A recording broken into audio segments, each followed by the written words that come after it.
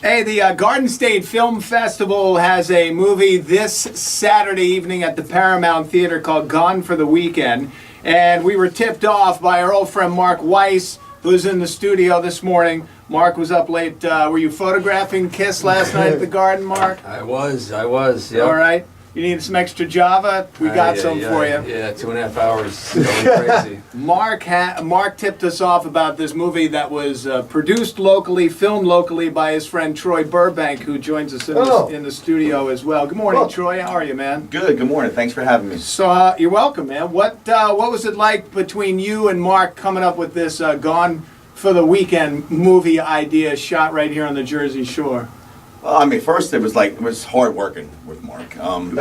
He's very demanding. He is prima donna, right? And by the way, it's all Troy. I just play myself, you know. Well, now Troy's the auteur, as they say in cinema classes. Writer, director, actor. Auteur? That is the definition, my friend, of a film auteur, a la Woody Allen. I mean, hopefully your offset behavior is a little better than his. He also carries my bags.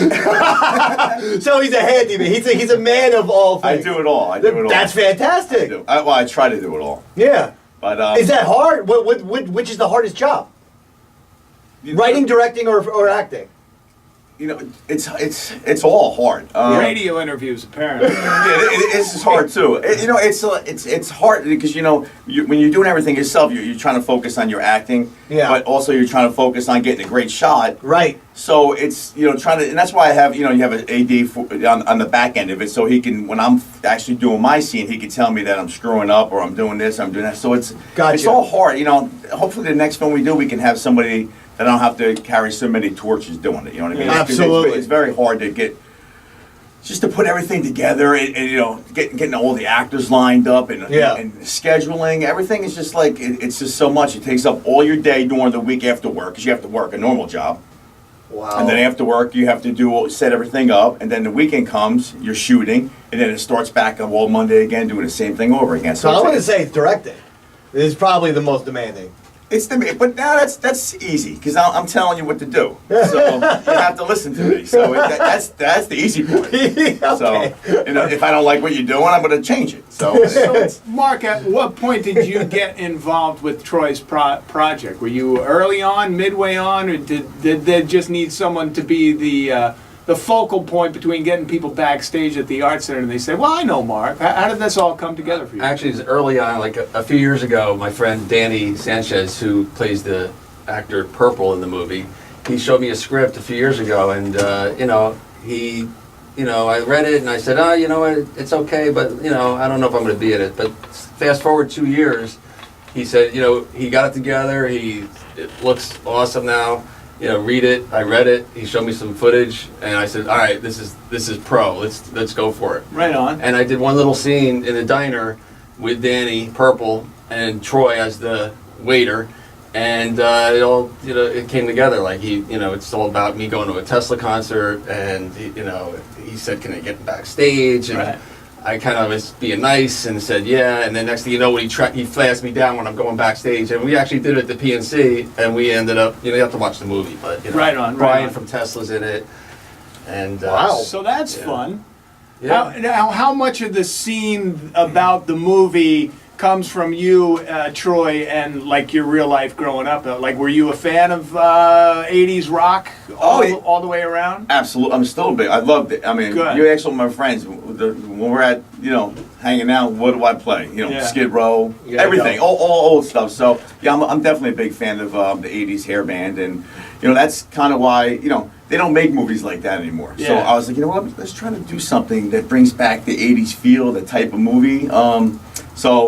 That's what I was striving for, and I think I achieved doing that with this film. In terms of visuals and visuals, just the stuff that we do in the movie. What's the film? Oh, so like raunchy, maybe? It's not raunchy. It's just kid-like. When you're 18, you wake up late, you go out partying all night. Right. You do the same thing over again. But then it's you guys. At 40. Yeah, 40. They never grew up. We never grew up. So that's what the movie is about in a nutshell. It's like a bunch of guys, Jersey, who are like in their 40s and growing up to go to one last concert together. Something like that. No, it is. the main actor in the movie, Phil, he's married. He's the only one that's really married and has sort of a stable relationship and wife that has she's the main caretaker. We need less of him. Yeah, right. Right. I mean, he's just going to bring the whole thing. He down. brings it exactly. But we don't let him because his wife goes away on a business trip, and while she's away, I was like, dude, it's time for you to get out with us. That's and right. you know, I'm not giving away the movie, but I think she's you know, messing around with her boss on these business trips. So you just gave it away. it's a little love story to mix, so it's good. It's a great movie, I think. Okay. Not just because I did it, but No, we were checking out the clips on YouTube. I tell you, it's amazing how many like it was in such HD. It was so crystal clear. I'm always amazed now that low budget independent films can really look amazing quality-wise these days. Well, you know, we shot it in 4K, but you know, I have to give props to Mark Fredo. He's the guy that behind the scene that made it look really It awesome. looks like a big budget flick. It does with pennies. You know what I mean? So Yeah. we're happy with it. He's just awesome, and all the guys that are I got to give a shout out to like Andrew Bain, Danny Sanchez, Mark Ravillo. Who are Paul these guys McGarry. you're booking? They're all the guys that are in the movie. People who he owes money to. To get this film People done. are gonna break my legs. This sounds like guys who I owe money to at Monmouth Park. By the way, Dave, carry this on your way out. Mark, what was the most fun part for you for being involved with Troy's project here? You know, what was the most fun for you that you have the most laughs about now that it's over?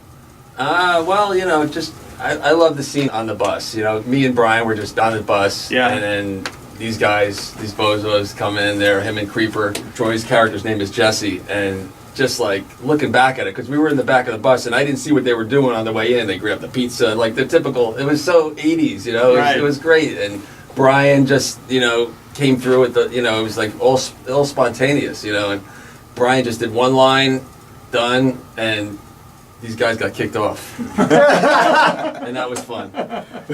We got chased off. What's it cost to put something like this together?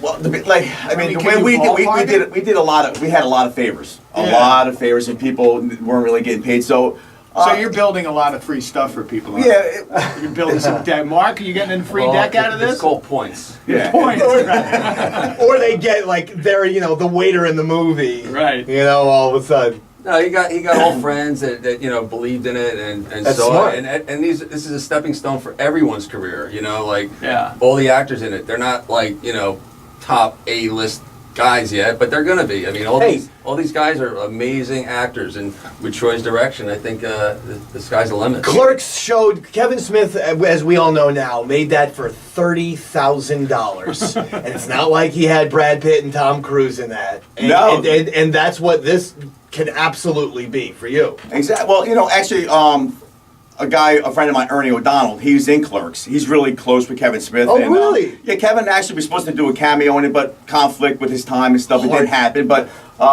Ernie did a great job in it, and he's a good actor, and he didn't charge me anything. It was free, so it was a lot of favors from That's everybody nice. down the road. You know what else is fun is when you look at this stuff, the visuals, you'll go, oh, I've been in that Yeah. room. I know that room. And, I know the street that was filmed on. The fact that it was filmed around here kind of makes it even more special, I think. It does, especially if you're from the area. Yeah. You just appreciate where you live, and especially when you see it on the big screen, you're like, wow, I didn't realize how nice the area we live in. Right. It's like it's phenomenal. It's Yeah, great. It was a dump. Look at that. This place is actually kind of fun.